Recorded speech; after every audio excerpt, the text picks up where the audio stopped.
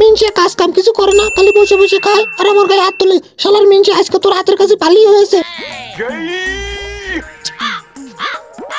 দোস্ত জীবনে যা করিস বা না করিস আমার তো বিয়ে শাদী করিস না।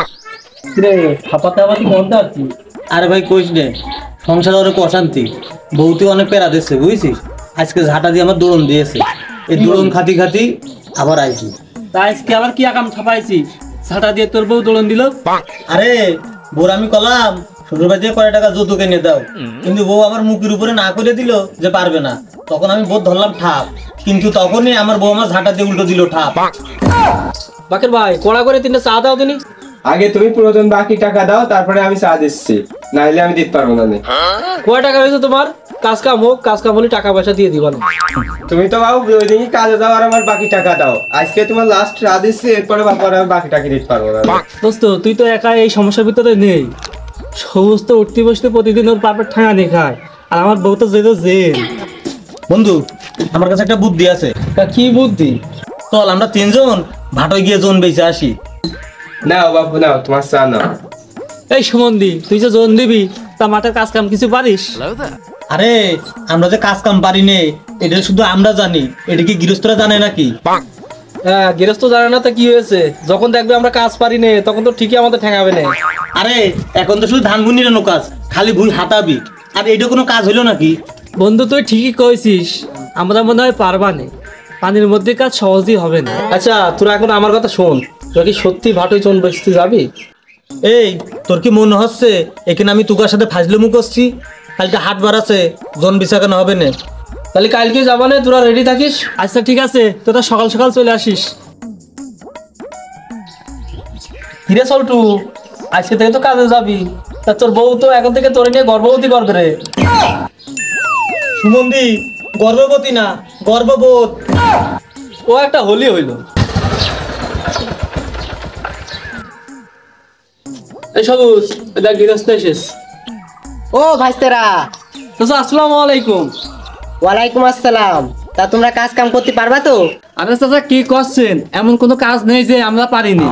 সুমন্দিরা তোমরা কাজে আসতে চাচ্ছ না, কাজ পারছো না, আর এখন গৃহস্থর পেয়ে বড় বড় চাপা মারছো। আল্লাহ জানে কি বিপদে পড়ি। দেখো ভাইস্তেরা, তোমাদের মতন আমি এর আগে 3-4 জন নিয়েছি, তা তারা কাজ না করে পালিয়ে চলে গেছে।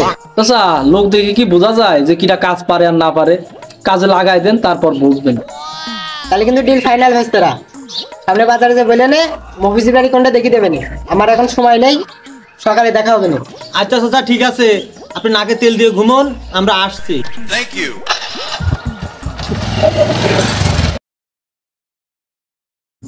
তো ভাইস্তেরা তোমরা দেখছো এই জমিগুলো সব আমার, ওই পিলার পর্যন্ত দেখা যাচ্ছে, দেখেছো?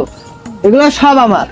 তো তোমরা এই জমিগুলো নিরাবা, বেশ একদম ক্লিন করে দিবা, বুঝেছো? কথা বুঝতে পেরেছো? ঠিক আছে ক্লিন করে দিয়ে চলে যাবা, আর আমি পানি দিচ্ছি, পানি দিয়ে তোমরা নিরাও, আমি পানি দিয়ে আসছি। শোন, আমরা এমন ভাবে কাজ করব যে চাচা ফিরে এসে দেখবে যে কাজ পুরো কমপ্লিট। চাচা খুশি হয়ে আমাদের মনে করার উল্টো বকশিস দেবে, এমন একটা সিস্টেম আমরা কাজ করব। চল সবাই কাজে লেগে যাই। আয়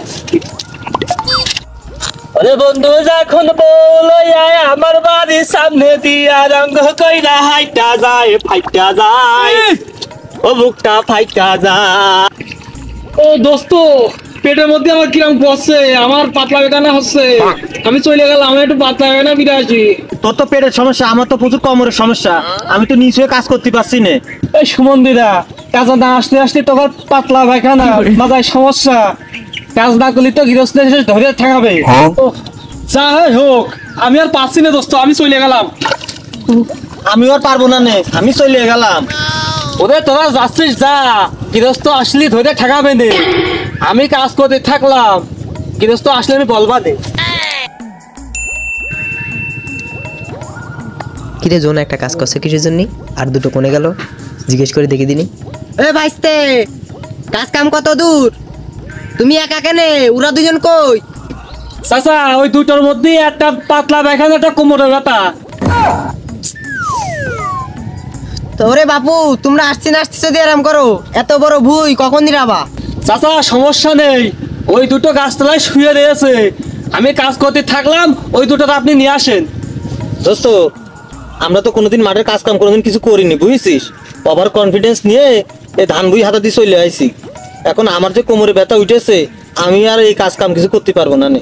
দোস্ত আমিও করতে পারবো না দোস্ত, আমার পেটের মধ্যে খুব ব্যথা করছে দোস্ত। তো আমরা মাঠের মাঝখান দিয়ে পলিয়ে যাই। সুমন্দিরা কাজ না করে এখানে বসে বসে পরামর্শ করছো, দাঁড়াও দেখছি। এই সুমন্দিরা, আমার এত বড় জমির ফল্লা মেরে দিয়ে তোমরা এখন পলিয়ে যাওয়ার পরিকল্পনা করছো না? বাড়ি চলো, ওষুধ কিনে দিচ্ছি, সুন্দর মতন খেয়ে আবার কাজে লাগো। তোর কাছে ফল না মারি। চাচা আসসালামু আলাইকুম।